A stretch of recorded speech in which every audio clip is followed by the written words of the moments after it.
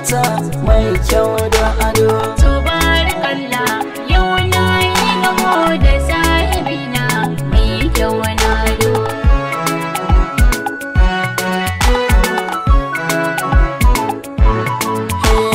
Tabarakallah, halittar Allah, masha Allah, mai kyau da kira, farar kala ce abin akalla.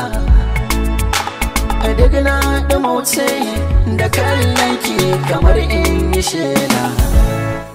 Ke ce farin cikina, ina sami yake ba da kwalla cikin gidana.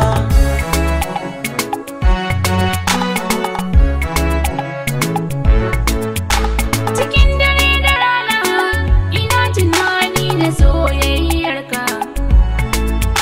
Zance na kalamai idan ana so a zo fadarka.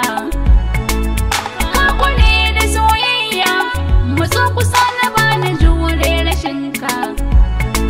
Ko cikin barci na ji muryarka sai na tashi zaune a kan gadona.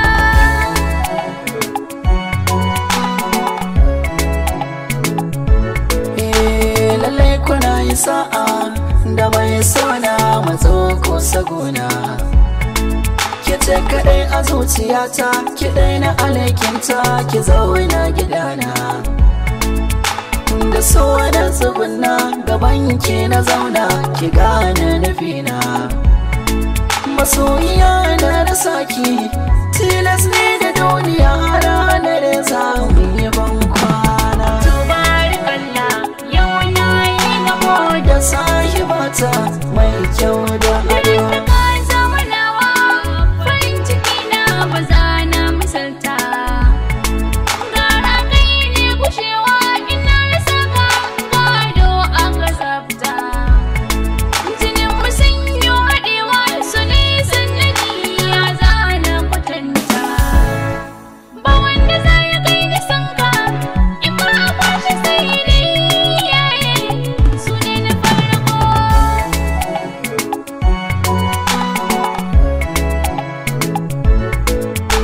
Na doka tambara wake kawai nake, ki zo ki manta ne. Na baki kaina, kula da sona, ki kai na sansani. Ba wacce zan so, nake so, ki makwakin sani.